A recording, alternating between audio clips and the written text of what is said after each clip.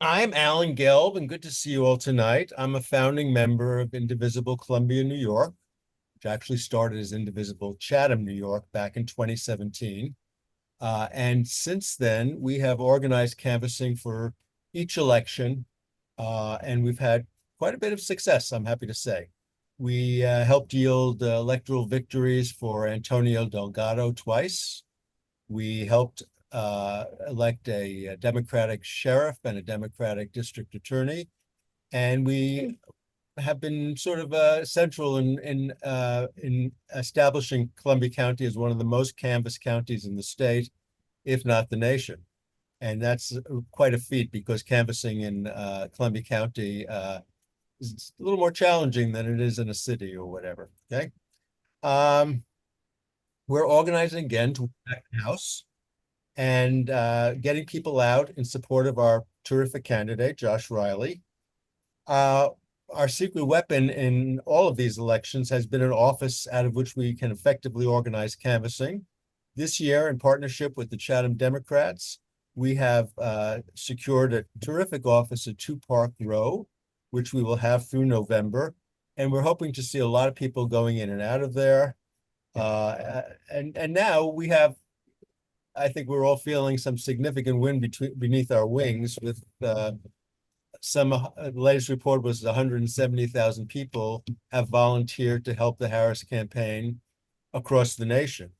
And we hope that some of you will join that number. I know some of you have already been out canvassing in the past, and hope you will jump in with your insights and so forth as we go on this evening. But we're here to answer your questions and to kind of share some knowledge about how canvassing works. So I want to start by introducing our panel of experts. And I'd like those folks to raise their hands as I introduce you. Miriam Raban. Okay. Miriam's a resident of Spencertown. She's a member of our steering committee, and she serves as the lead for the New York 19 voter registration groups, which is one of the action groups in the NY19 Votes Coalition, whose goal is to turn the 19th congressional district back to Democrat. Miriam and I also established the Columbia Voting Alliance, which seeks to identify and implement good approaches to voter registration in the county. So Miriam has much more than I, has organized voter registration at farmers markets and pride parades and things like that. Chatham resident Rick Werweis, who is got a bad cold and may not be that visible right now, but he is a seasoned nonprofit executive who ran campaign offices for the public interest research groups for 3.5 years across the country, which included training and sending out hundreds of canvassers. And he has canvassed for progressive candidates in our region in each of the last dozen or so elections. He's also led 3 successful funding referendums for the local library and a community preservation fund. Judy Catton. There she is. Judy is a resident of Old Chatham. She's a retired attorney who has had long experience in progressive politics and government. She first canvassed voters for the McGovern for President campaign in 1972, which unfortunately was not successful, as we remember. And she has been And it was just a few years ago. I mean, she's been ringing doorbells ever since for multiple campaigns in California, Florida, Virginia, Pennsylvania, New York City, and Columbia County. Chatham resident Joanne Del Rossi. Up in the raise your hand. Okay. She is the chairperson of the Town of Chatham Democratic Committee. She's a member of the Columbia County Democratic Committee and a member of the State, National, and Town Chair Committees. She is also a member of Third Act, Upstate New York, whose mission is to protect democracy and advance the rapid transition from fossil fuels to renewable energy resources. And then we have Alex Kramer, who is in the middle row there. Alex is an actor and a writer. He's recently transplanted to Spencertown, and he is the founder of Knock for Democracy, an activist organization that works nationally and that has fostered a community of dedicated volunteers who have knocked on thousands of doors and made millions of calls to voters across the country. All right, so Alex is going to have a few remarks for us on why canvassing matters. Please, Alex, tell us. Absolutely. Canvassing matters for a lot of reasons. I think first off, it is the single most effective tool we have as individuals to shape the outcomes of elections. It is these conversations that you can have on someone's doorstep, face to face, in person, can be absolutely transformational in terms of folks' vote preference, willingness to vote. You run down the line. As we all know, from our day-to-day lives, being in front of another person has a much greater impact than does shooting them a text or anything else, any other mode of communication. And the same holds true for this work.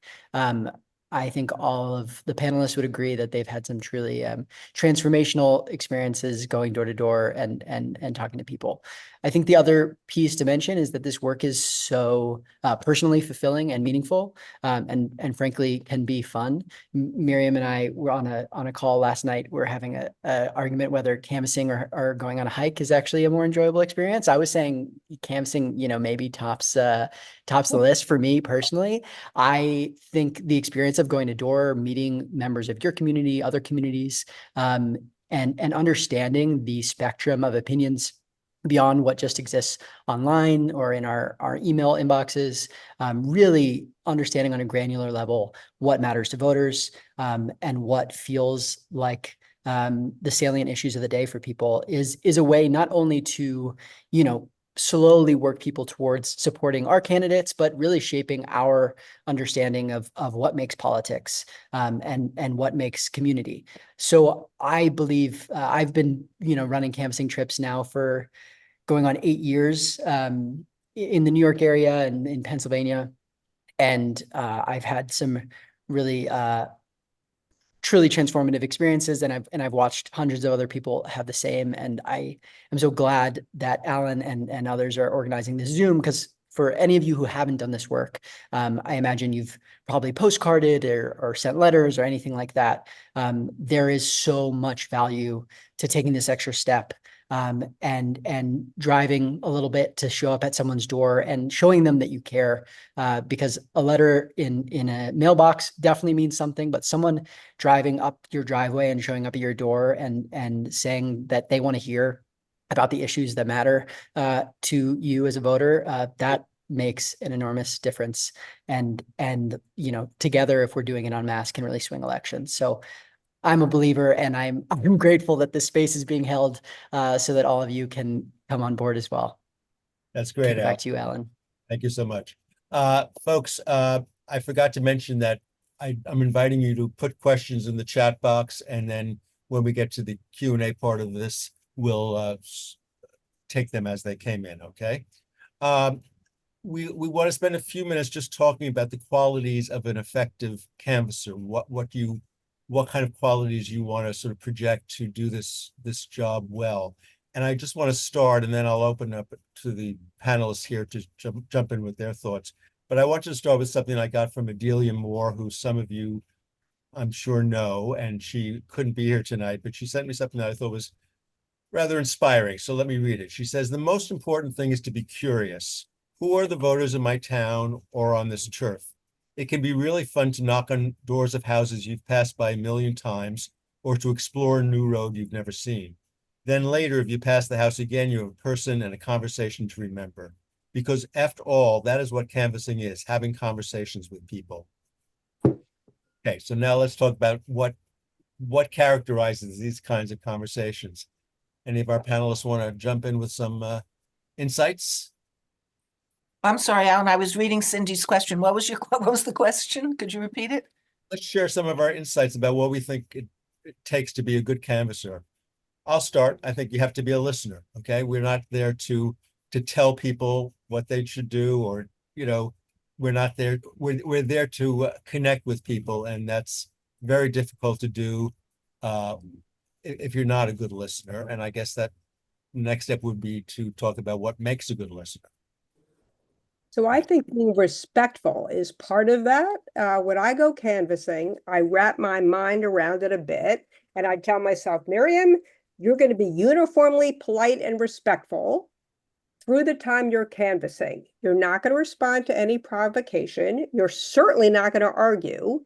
And you're going to leave people, as Adelia said, with the sense this was a positive interaction. And especially in this time of very charged political differences, having those conversations, I think, is really important, really, for the nation. I also want to, despite our little back and forth about what's more fun, canvassing or hiking, I agree with Adelia. It's really interesting to me to see parts of Columbia County that I may have passed by. Saturday, I did canvassing out of Hudson, where I saw Victoria, and I've been up and down Fairview Avenue a million times, and I've never been on this street. It was super interesting. I had really engaging conversations with people. I met a union guy who was ready to volunteer, and I just felt totally invigorated after those interactions. So I agree with Alex that it can be engaging and fun. And also, I would just add, people may say, oh, but you don't talk to that many people. I think we're part of the community of committed people who together can make a huge impact in an election year with very high stakes. And we know the margin of victory in our elections has been really small. So when you reach a couple people and sway them, you together with other people are making a huge difference. I want to just jump on that aspect of respect, because I think that's so important here. And I'm thinking of a time that my wife Karen is sitting next to me, and I went up to Berlin, and we canvassed at the who was really incredibly poor. Half of the house was basically a tarp. And No running water. She was had been a cafeteria worker, and we talked to her for a while. She had a lot of health problems, and she was so appreciative that we came to her house, and she really wanted to vote, and she did vote. And it was kind of a remarkable experience for her, and it was certainly a remarkable experience for us. Well, I would add that she couldn't get out to vote, but she asked if she could get an absentee ballot. And we, the next day, got her an absentee ballot, and she was so grateful. It was really moving and memorable, so. And sometimes, you know, those little pieces of information, providing an absentee ballot, little bits of information might be all the interaction takes, and it goes from someone not voting to someone suddenly being able to vote, who might not have picked up the phone or might not have received a postcard, but because you showed up at their door and made that extra effort, you enabled their access to the democratic process. I have a anecdote that I think some of you on the Zoom will appreciate. Back in 2018, I was canvassing in a trailer park in Sullivan County. And I went to the door of a woman who was struggling with a number of different issues. I met her, you know, with respect and empathy, which I think goes hand in hand with respect, you know, really holding Join space the meeting. Christine Dreyfus joined the meeting. And I was chatting with her for a little bit and talking to her about Antonio Delgado. And she said, "Are you Antonio Delgado?" And I imagine, as all of you know, that would be shocking to imagine. But here's a woman who, you know, really had so little information about this election that she thought that I was Antonio Delgado. But I was able to spend, you know, 20 minutes with her talking about the issues. I got her signed up to go. There was a town hall about 10 minutes down the road that Delgado was doing about 3 days later. And she went from not knowing all about the candidate to suddenly going and hearing him speak at a town hall 3 days later. And that is like the level of transformation that can happen with these kinds of conversations too, especially when respect and empathy are core. I've just been reading this interesting book called Hit 'em Where It Hurts by Rachel Bitkoffer. It's all about how to turn Republican negative messaging back on them, okay? And she has some rather shocking statistics in there, like 80% of Americans don't follow politics at all. And so when you go canvassing, you do have to suspend judgment because most people are not like us. Most people don't go to Zoom meetings on how to canvass. So we have to find the human connection. And sometimes that's talking about somebody's dog or somebody's garden or whatever. That's the way in, you know, that's important to remember. Any other thoughts from anybody on this issue of what makes an effective canvasser? Not, You have to, yes, Helen, I think you have to be able to ask questions gently. You know, and that's paired up with what you said about listening. Hmm. And those two go hand in hand. So, and I also want to just agree that you're going to find people out there who are just not interested in talking with you because they're not interested in politics. And when it becomes apparent to me that that's the case, I leave by saying, I just hope you'll consider voting this fall. it's good to know. And also, I would just also add that you have to be prepared when you're canvassing for the fact that the first 9 houses you may go to, nobody may be home. And that can happen. And then you go to house number 10 and you have a conversation with someone. And when you leave, they say, thank you so much for doing this work. And that really feels good, you know? So that's part and parcel of canvassing. So now we're edging into how this actually works and what are the myths and so forth that we can dispel here tonight. So there's something called the minivan, and I would like Joanne to say a few remarks about that. Thanks, Alan. I prepared some remarks about this, particularly targeted at people who have never canvassed before. So I see a lot of really experienced faces on this call. So if you could just bear with me for a minute, I'd really appreciate it. The Voter Activation Network, or VAN, is a national online voter database administered by the Democratic National Committee. The minivan is a mobile canvassing app that allows for campaigns to contact voters, collect data, and sync the information back to the VAN database in real time.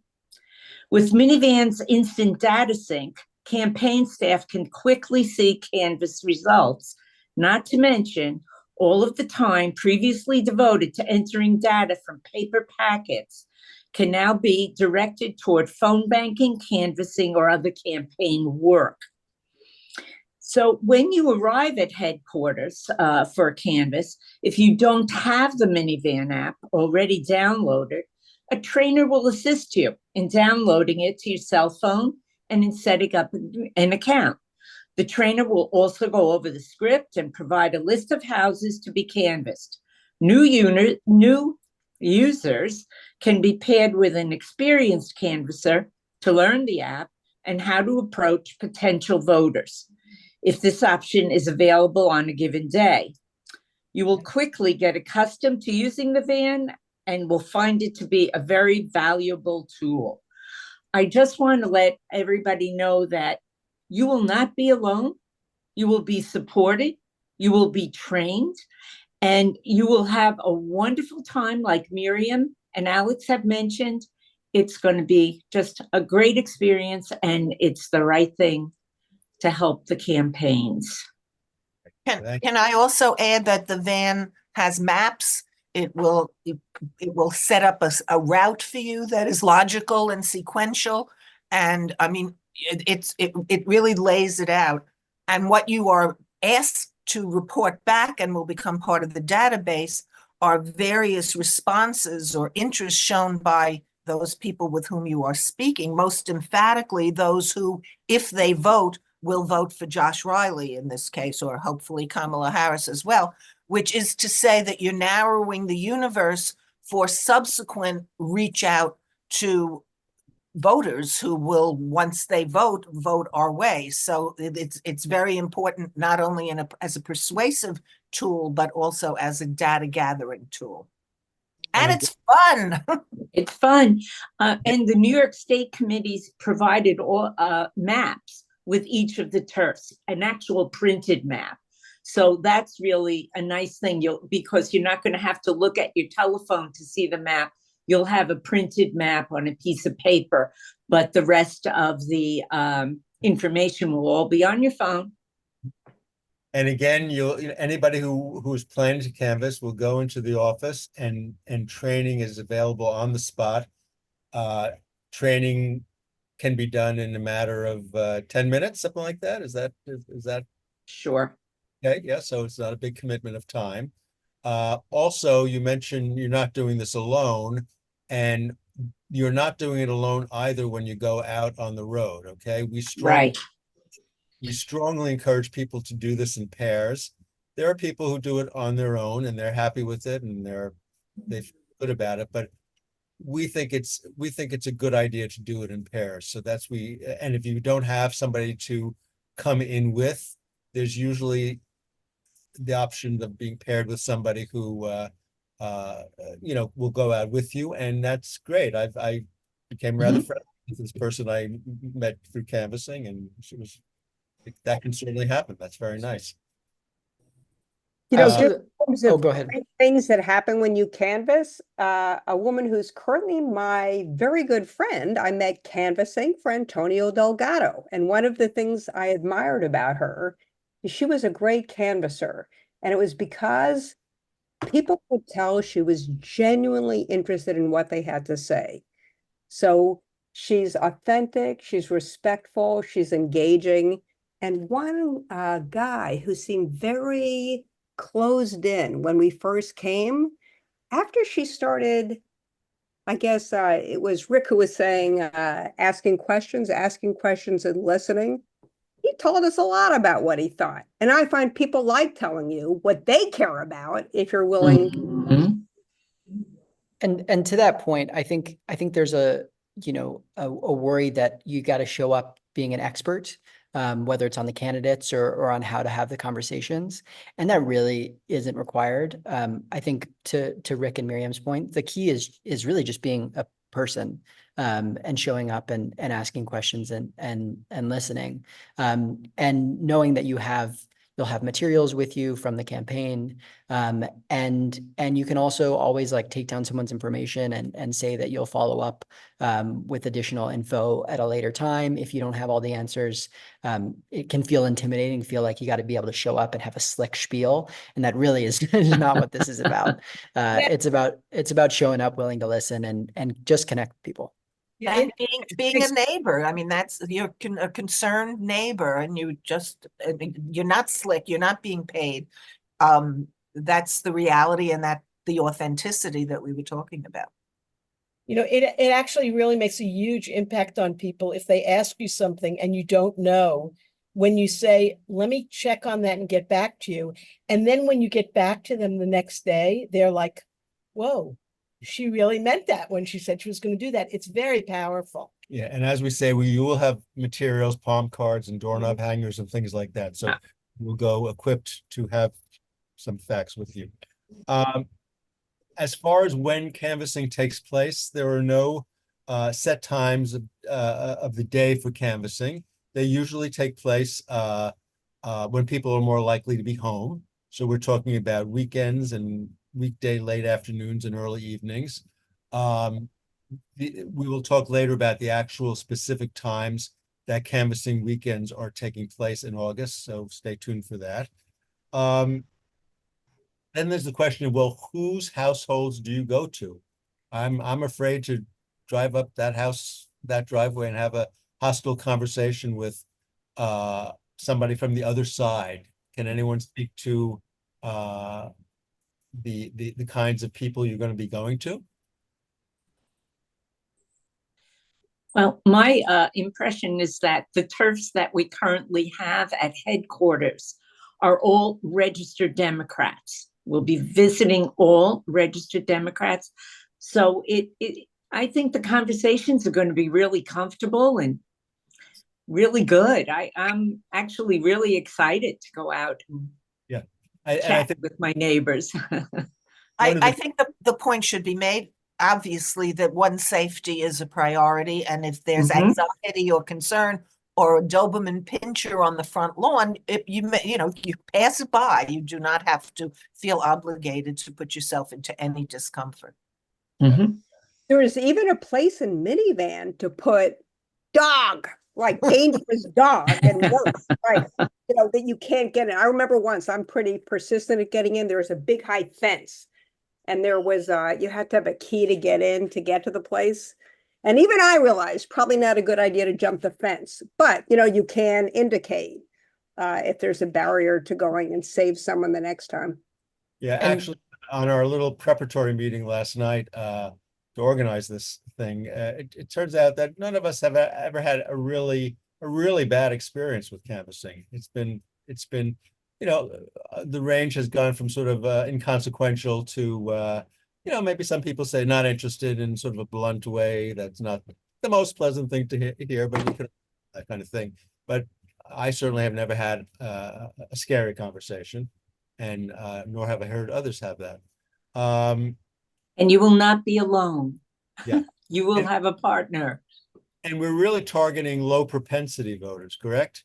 We're looking to get the people out, don't have, they may not have voted in the last few elections. Those are the people whose doors we're especially intent on knocking on. So if you're not really up for the job of canvassing, you know, but you're canvassing curious, you might decide to dip your toe in by being a driver. That's really an important task here. The way it works is that you want to get up somebody's driveway, you want to turn around so you can leave, you know, easily if you want to. You need somebody who's comfortable with doing that kind of driving, and then the other person gets out and does the talking. So if you know people or you yourself are interested in that task, we welcome that kind of contribution. Oh, okay.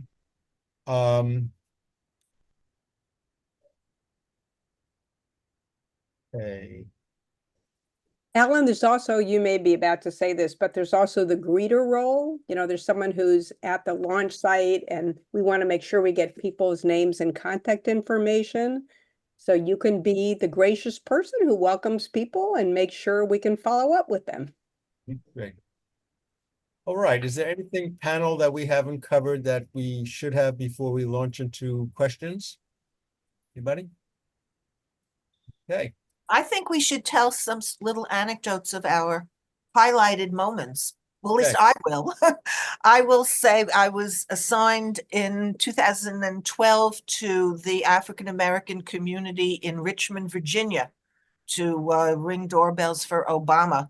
And it was tough getting down there because it was, if you remember, a few days after Hurricane Sandy. And I had a big Obama button on, which identified me. It was, I will say, from the narrow bubble in which I live, it was a pretty eye-opening walkthrough in this community that I would not otherwise have been to.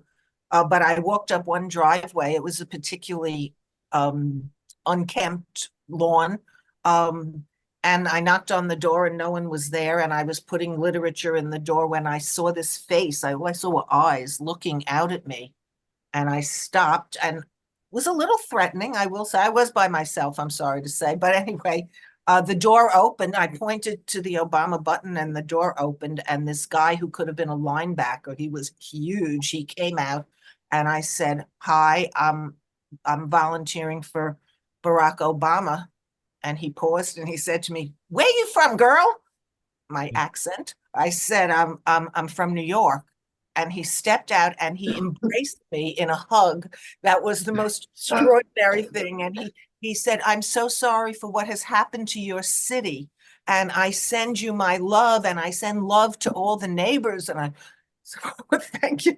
And he ended up volunteering to drive people to the polls.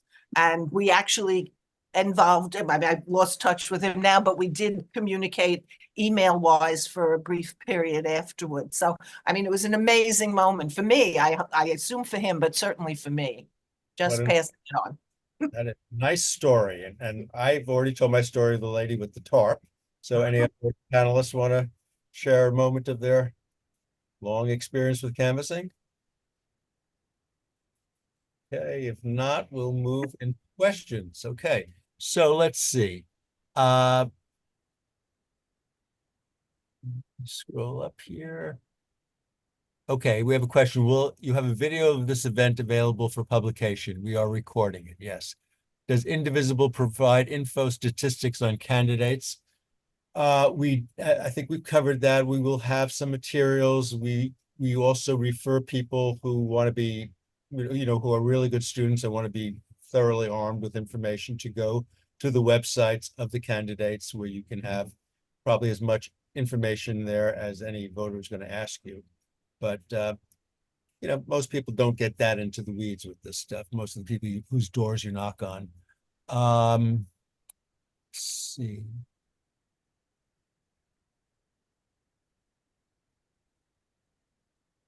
Here's a question. Is the purpose to gather information, intelligence on the voters, or persuade them to vote for Josh? When you say intelligence, sometimes there is basic information that you want to collect during the canvassing process, and you do find, you know, bad addresses. You do find that somebody's dead, somebody's moved away, and that can all be and other significant information, and you can note that in the minivan. As far as persuading people to vote for Josh, yes, that's why you're out there.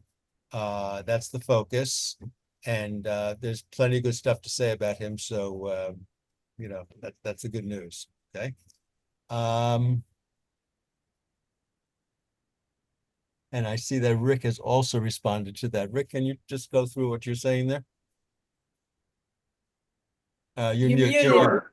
Yeah, so given the lists that we're working with, most of these people are, you know, registered Dems who don't vote often. I went out Sunday morning and that's the kind of list I had. So it wasn't so much convincing them about Josh, it was convincing them to get out and vote and the importance of voting. So Josh, in that case, was kind of secondary to my main goal of getting them to agree that it was important to get out and vote in the fall. And then to support the Dems was my second line. You know, so, but I lead with, it's really important that you get to the polls this fall. We can help you if you need it. And then secondarily, please vote for our candidates, you know, as Democrats. Okay. Here's an interesting question. What's a good opener for almost any situation? I usually start with, you look fabulous. No, that's, I'd like to hear people's, if anybody has answers to that. I often, to the point of all the question asked, talking about, you know, how asking questions is first and foremost. I often try to frame the conversation not as me wanting something from them, but as me offering something. So, you know, if I was canvassing for Josh Riley, I'd say, you know, hi, I'm with Josh Riley's campaign, and I'm just out here checking in and seeing what issues matter to people in the community. And I'm curious if anything's on your mind leading up to this election. Opening the conversation that way, giving someone a chance to air any grievances or you know, share a piece of what's on their mind before, you know, really making it about like, we want to, you know, have your vote. I think generally for me, that's a more effective way to like really invite someone in, as opposed to asking for something. People may also be interested in knowing how much of a commitment do you have to make? I mean, do you have to do this a lot? What's the minimum? What's the maximum? We don't have any minimums. We take anybody who wants to come. We're happy to see them. You try it out, if you come back and it works for you, you'll come back more than once, I'm sure. But I'm curious if those who are on the call here, who are canvassing curious, I'm wondering if anybody wants to let us know what kind of reservations you have, or if you're a first timer or never done this before. Anybody willing to share that information with people? I'll, can you hear me? Yeah. I have canvassed in 2018 and for Delgado as well. And lots of doors nobody answered in Hudson. And we do a lot of postcarding here, and we certainly did that in huge numbers especially during the pandemic. But now steadily every day we do the postcards.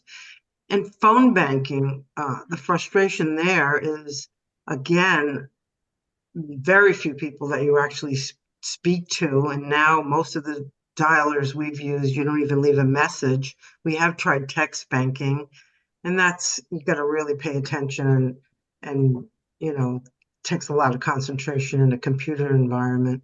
So I have canvassed. It's just, it's hard to talk to neighbors. It's hard to talk to people. I'm gregarious, I'm outgoing, but knocking on that door and not knowing what to expect, there's no fear for safety or anything. It's just, you know, I did a lot of speaking at work in small groups up to 20, 30 people, very comfortable with that. But it's just the stranger element, the not knowing. I certainly don't have one story with my limited experience with canvassing. I don't have one story where I made a difference in the way that some of you shared. So, you know, what would really be helpful for me, and maybe it's too babyish, but perhaps not for this, maybe offline or something with somebody else. Maybe some role playing would be good. Just to Maybe watch it, or I'm sure there's videos out there on YouTube I could watch, but it's really good to hear from people whose faces I recognize and respect and know. And you know, Columbia County, it was very different out on Long Island and in Manhattan. This is 90% people don't answer anything. Maybe we should do a little role play right now. Alex, what do you think? Thank you. The spot improv? If there's an appetite for it, happy to. Okay. Who wants to be the person behind the door? Oh, I'll I nominate Miriam. Okay, Alex, do you want me to be easy, tough, or in between? You can surprise me. Also worth saying, I haven't been canvassing for Josh this cycle, so I'll keep it very general and high level. we'll just give it a try and see where it goes. Okay. Sounds good. You can be however you your true self tells you to be. And you start. You heard a knock on the door. Oh, yeah, why are you here? I'm kind of busy with my kids, but why are you here? Totally understand and won't take more than a couple of minutes. My name's Alex. I'm here with Josh Riley's campaign, and we're just out here in the community talking to folks, seeing what issues are top of mind for them leading into the election. Is there anything that's really been on your mind?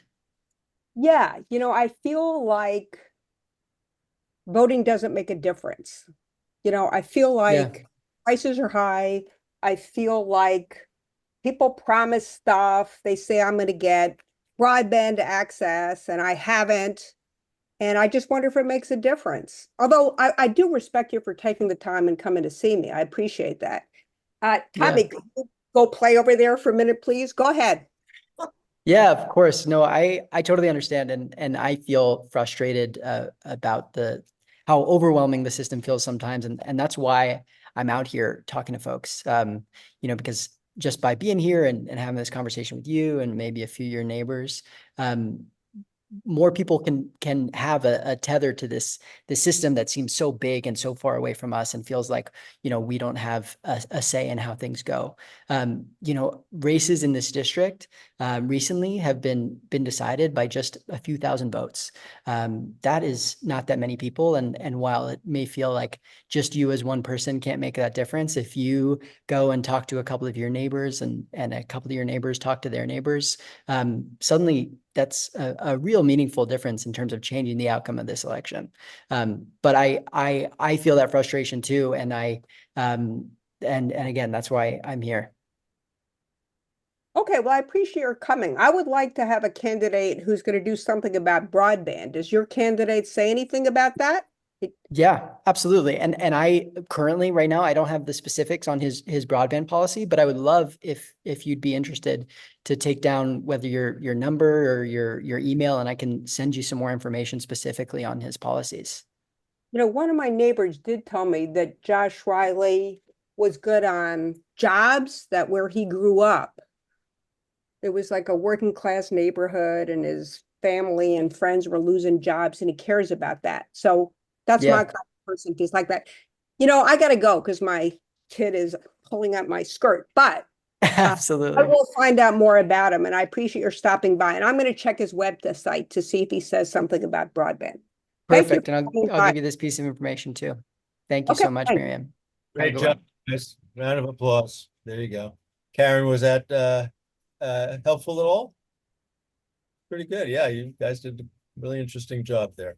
So Karen, I just want to tell Karen two things. So one thing, my husband was an organizer. He had to go out into all these, what I thought were really difficult, challenging situations. And he told me that the first time he had to do what they're called one-on-one meetings, you go and you try to find out what someone really cares about. He said he was petrified. And I was shocked. I said, Jim, you're considered one of the best people doing these things. He said, well, when I first was told to do it, I was scared. Okay, so my point is just that when you first try something, it can be pretty daunting. He was super skilled at it when I knew him. And just one other thing, when we go out and we know expectations are a lot of people are not going to be home.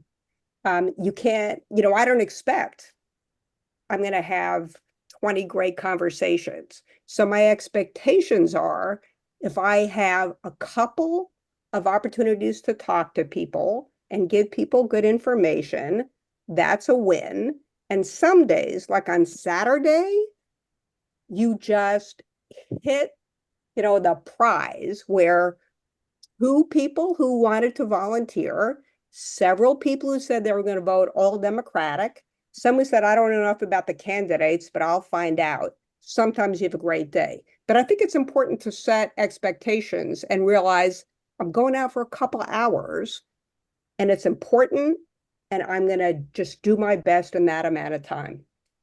And the other piece of this is that you're doing something that, really feels, even if you don't get a lot of houses or even if you got only one house, you'll feel like you got out and you did it, and you'll feel you contributed something at a really perilous time in our nation's history. Mm-hmm. And that's significant. After the fact, you won't be regretting that you didn't do anything. So and we have lit to leave. And I think people come back and they say, oh, someone actually came to my door and left me lit. That's a good thing. So I like having the lit to leave. It makes me feel more productive when someone's not home.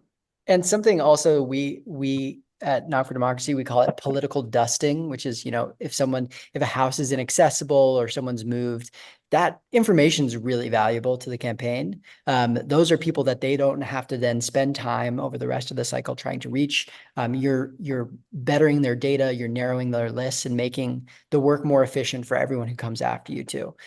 So those, don't sleep on those, those folks who have moved or their houses are inaccessible. That's helpful. All of it's helpful.